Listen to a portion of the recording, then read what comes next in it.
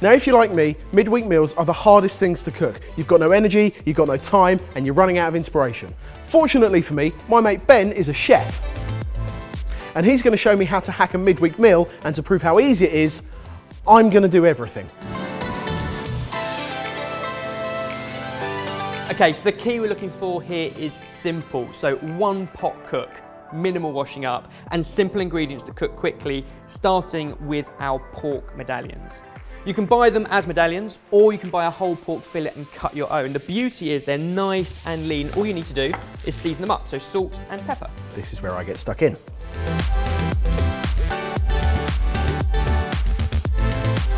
The pan's got to be nice and deep so you can get everything into one pan later on, and a glove of oil. Once it's nice and preheated, your pork is going to go in. Now all we're looking for is an amazing sear and sizzle. We don't want to cook it right through at the moment, we want to add flavour into the pan. Now we want a good colour on that, so while we wait for it we can take ourselves a couple of shallots. You could do one onion. Basically you want to top and tail and peel them by just cutting them in half. So we actually want 4 halves of shallot. So people overlook pork because they think it's going to be super fatty and things like this, but things like pork medallion, especially from a fillet, is kind of on par with like chicken breast. It cooks quickly, it's lean, it's good protein, and the flavour pairs so beautifully with all the stuff we're coming up with. Everyone knows a pork and apple. This is like a clever little twist on that. Turn it over, and a clove of garlic while you wait for the other side to do the same. So 1 clove peeled and chopped nice and fine-ish. Grab yourself any plate and you can take the pork out of the pan and put it onto the plate. You'll notice there's no way that pork's cooked, but it is seared. So it can go into the plate. So we've got all the colour on it. Go into the plate. Yep. We've got all the colour on it, and then we're going to add a load of flavour in, and then we're going to cook it out. Yeah, get your nose in that. Already you've got the oil and you've got the porking. Already you've got all the oil and the lovely pork flavours in the pan, so now you can add in your shallots. And these are still super hot pan. It's going to start to colour the shallots. Give that maybe a minute or so. We can add in the garlic, and if you've got it, a little bit of fresh thyme. Optional, you can put a little bit of dried in, but if you've got it on your windowsill, it's worth putting in a few hard herbs. If there's a fear that the pan is too hot and the garlic might burn, just splash in a couple of tablespoons of chicken stock. This is going to take all the pork flavours and all the shallot flavours off the bottom of the pan. It's called deglazing. Yep. It sounds chefy. I've heard that. What do we just do? Slop a bit of that in there. It's so easy. Now, as soon as you can start to smell the thyme coming out. You can smell the thyme, you can smell the garlic. So now, in with the beans. Yep. And this is why it's so simple. The beans are cooked already, so you're not worrying about rice or pasta or potatoes to serve with it. We're using the beans. Then you can scatter over a little bit of plain flour, about half a tablespoon, so that's good for you, but you can just scoop it out of your bag. And then the rest of the stock, a little bit at a time, and you're going to make a sauce around all the pork flavours and the thyme and the garlic. The chicken stock goes in and makes a sauce. So the flour is thickening up the chicken stock? Exactly that. Nice. Give it a little bit and give it a stir. And I'm at home, so I'm going to use the tongs because I've already got them dirty and I don't want to wash anything up. Fair enough. I like this chefy way of cooking. See, people think chefy is fancy. What chefy actually is clever lazy. Well, stop speaking in French then, so people don't understand what you're saying. You can go in with the rest of the chicken stock. Now, as soon as this comes to the gentlest of bubble or simmer, you turn it right down to its lowest setting, and then the pork can go back into the pan. Now, so many people overcook pork. What you want is that beautiful, succulent meat. Yep. So a gentle cook at this stage. Searingly hot to give you the flavour. Yep. And then a gentle cook. So they can go back into the pan to pretty much poach along with the first of our fruits. And I love this because this will sit in the cupboard until you need it. They're dried fruits, they are prunes.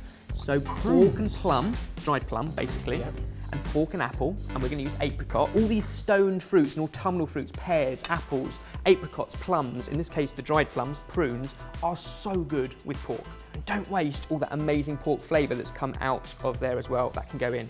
Now, depending on how thick your pork medallions are cut will depend on how much cooking they need. Yep. We'll show you what you're looking for, but something like this, when they're about an inch thick, you're probably going to want about 10 minutes of very, very, very gentle bubbling.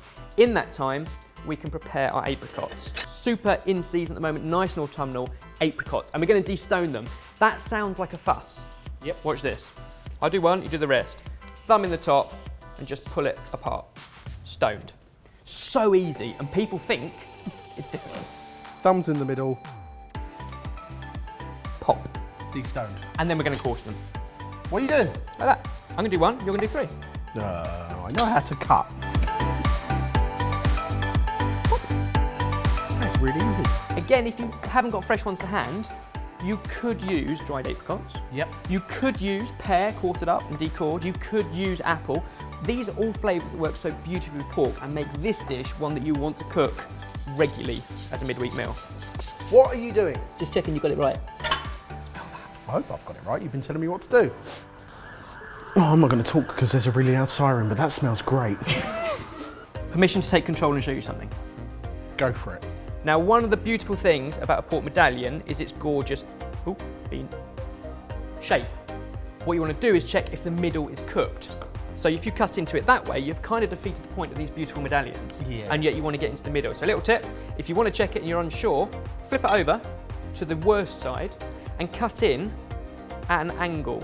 Okay. So you've cut right into the middle and then just have a little look inside. It should be still super succulent and juicy, but the juices are running clear. Yep. Flip it back over. White. No one's, Yep. It doesn't look like you've touched it. No. You're chefing all over the place. Next up, our apricots go in. These just want to warm through, along with all of our spinach, which will look like too much for that pan. Stuff it in and stick on a lid and leave it for about 2 or 3 minutes until the spinach wilts away. You can see how it's kind of just back. Yep. Technical word for wilted. Now you can take the lid off, give it all a good stir, and at this point, a little bit of luxury, but literally like 2 tablespoons of double cream just brings this together. It is optional. In the middle of the week? Treat yourself. You could also use like something like creme fraiche if you've already got it in the fridge, give it a little bit of tartness. You can miss it out altogether, or you can put a little bit of milk in there just to give it a slight creaminess, up to you. But it doesn't need much, it's just a couple of tablespoons. Then bring it all together, test it for seasoning, adjust salt and pepper if required, and serve it up. I think we've hacked that like a chef. I can't believe I get to say this. This is our one-pot midweek pork medallion and apricot meal sorted.